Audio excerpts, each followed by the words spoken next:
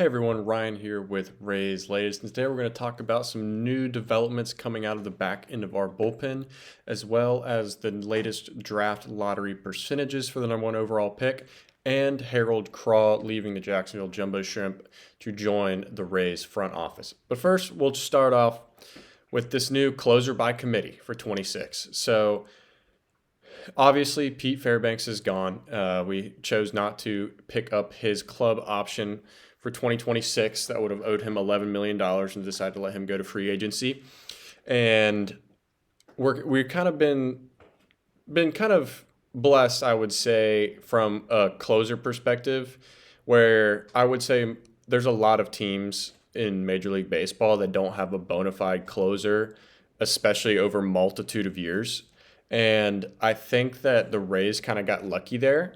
We were getting Fairbanks for a cheap amount of money in retrospect to everybody else. So I do think that we got kind of lucky there from that perspective. But we did decide to let him go because we, at the end of the day, couldn't afford his contract anymore. And I don't really blame the front office for kind of moving on from a relief pitcher that you're spending the second most amount of money on in your organization.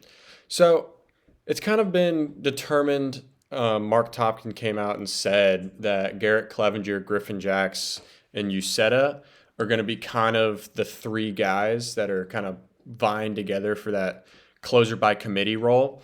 And Uceta, he finished last year with a 3.79 ERA and a 32% strikeout rate. And from a closer perspective, you don't necessarily ERA is a big thing for a back end bullpen guy, obviously, but you can kind of get some of those. It's more of a skewed earned run average, considering that you're kind of getting one inning at a time. And if you have an elite ERA, that means every single time you're out, you're very good. But from a reliever role, ERAs can kind of get skewed because you don't get as many innings to kind of try to claw back. So it's just for example, let's say I was the Rays closer. Opening day, I come out, I throw one inning, and I give up, I give up 9 runs for perspective. So my ERA for one inning, giving up 9 runs, would be an 81. So I would, on average, if I pitched 9 innings, I would give up 81 earned runs. That's what the math is for ERA. And say that I did 8 straight scoreless starts or scoreless close save appearances with 8 saves. I would have 8 saves with a 9 ERA because I would have 9 earned runs in 9 innings. So it's just one of those things where you see a 9 ERA, you're like, wow, that's horrible. But I gave up an unbelievable amount of runs in one outing, so my ERA is extremely skewed. So it's one of those things where ERAs from a relief pitcher perspective is not the worst thing in the world if it's a little higher than you would like. Primarily what I love to see out of top bullpen guys and top leverage relievers is your strikeout rate and your walk rate. And the reason why I say this is because if you have a high strikeout rate, that's just the less opportunity and the less average that they're going to have to put the ball in play. And in leverage situations, if you come in with the bases loaded and 1 out, yeah, ground ball, get you double play, you're out of it. That'd be ideal. Or if you have 0 outs, bases loaded, you come in and you have a 1 in 3 chance of striking out a guy. Those are the kind of numbers that I look for in closers and in leverage relievers, because you get that first strikeout and then you have a double play in order. Whether the first guy, say you have a 15 strikeout rate, the first guy's got double the amount of chance, statistically wise, to put the ball in play, which with 0 outs, kind of any ball on the field, hit a decent amount enough is going to score a run. So being able to get that strikeout to start off an inning or start off an outing in a leverage situation like that is really what I look for in the low walk rate and not giving people free bases, because leadoff walks lead to a run. I think the statistics 30+% of the time leadoff walk scores. So especially when you're playing at a high level in Major League Baseball.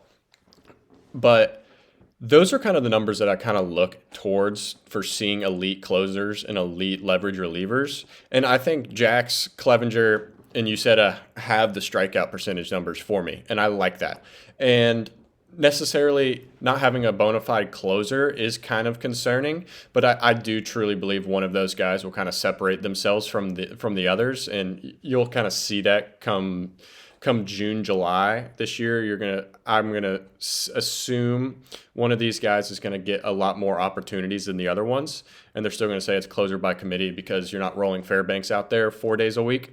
But I do think that it's good for saving our relievers' arms, which we have tended to not be able to do well in limit innings, and kind of plugging and playing guys earlier in the year, see who can do it at the best ability. So I'm actually kind of like that, and I'm kind of curious to see kind of how that translates for the bullpen into this year.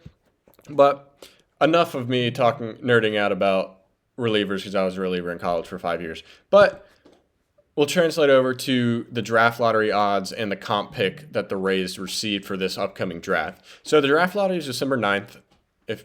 For you that don't know what the draft lottery is, it's like the NBA and the NHL. The worst team in the league, which was the White Sox last season, they pretty much just have more balls in the lottery. You know how you pull out the little lottery balls? Just picture each ball as a logo for a team. And the worst team in the league gets more balls in the lottery spinner. And so the White Sox had the worst record in baseball last year. So they got a 27.73%. So they have a little over fourth of the amount of tickets, numbers, balls, whatever you want to say, in the machine. It's all theoretical. It's not an actual lottery machine anymore, which is it does make it a little more skeptical, especially when you saw in the NBA last year, kind of the Mavericks getting the first overall pick.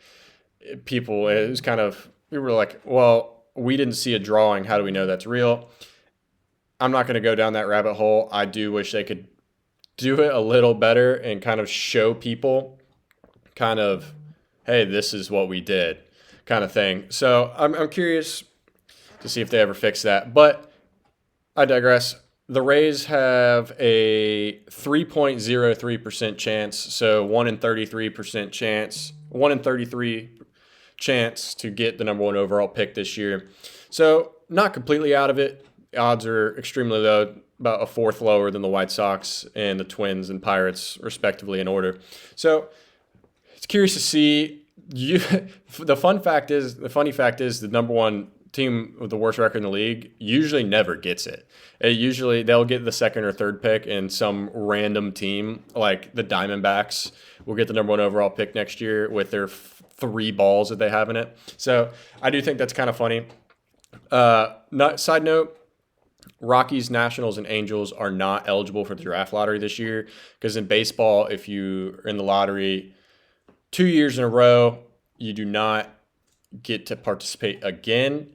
And with the comp pick, so competitive balance rounds is pretty much like, so for the Rays, we have the 6th pick in the comp round B this upcoming draft. And for those of you that don't know, comp rounds are they're called competitive balance rounds. So you can trade those draft picks. So unlike almost every other sport in baseball, you cannot trade draft picks for players or anything like that, but you can trade comp round picks because they're not necessarily official draft picks. You kind of just get given them, so you can give them away.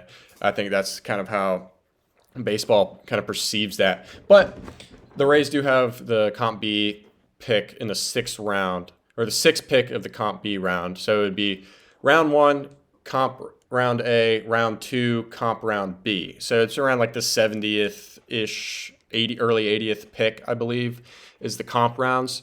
And they're still classified as first rounders. So if you're the last pick of the comp round A, which is 40, 41, 42 now, 40, you're still a first rounder. So that classifies as being in the first round. Same with comp round B is classified as being the second round. Even though you're like pick 80, which is pushing third round technically, it's still comp round. So for those of you that don't know what the comp round is, it's, say you draft a player and they don't sign. Say you spend the first round. Say you're the Pittsburgh Pirates. You draft Paul Skeens, and for some crazy reason, or actually, I'll go use this example. The New York Mets drafted Kumar Rocker a couple years ago, and he decided not to sign, and he had some elbow injury and decided not to play. And so he went and did his own thing in like indie ball, I believe, for a year, and then got redrafted the year following. So the Mets, in that case, got a competitive balance round pick to kind of balance out, our first round pick didn't sign. We get another technical first round pick the next year. So you kind of just compounds of like players don't signing and things of that nature, kind of in that range. So that's what comp rounds are, comp round picks. This year there's 8 in each round. So the draft lottery is December 9th during the winter meetings next week. So actually next Tuesday. So yeah, that's what the competitive balance rounds are. So the Rays have the sixth pick in the comp round B, and we got about a 3% chance odds to kind of win the number 1 overall pick. So we'll see how that goes. And I'm kind of intrigued to see where the Rays' first round draft pick is going to be this year, considering it's kind of the first year in a while we didn't make the playoffs. So could get as high as 1, could be as low as 18. So interested to see what kind of go with that. Higher overall pick, obviously, the better. The last thing I want to talk about, kind of just briefly, is Harold Krall joins the Rays front office. He used to be the executive vice president and general manager for the Jacksonville Jumbo Shrimp, which, if you don't know, is the AAA affiliate of the Miami Marlins, I think still. Yes. So, yeah, he joins the Tampa Bay Rays and the president of community engagement and social responsibility, which I did a little bit of digging. He increased the Jumbo Shrimps, completely renamed it, remodeled everything, because they used to be the New Orleans Zephyrs, and then they moved from New Orleans to Jacksonville and renamed it to the Jumbo Shrimp. So he increased revenue and ticket sales by 25% in his tenure in Jacksonville, which, if you don't know about Jacksonville, there's not a lot of sports avid, hungry people in Jacksonville. It's like you have Gainesville, which is crazy about Florida Gators. Then you have Tallahassee, which is all Florida State. And then Jacksonville, you have the Jaguars. But other than that, like, they don't even sell out Jaguars games. And it's like the only professional sports team in a 5-hour radius of them.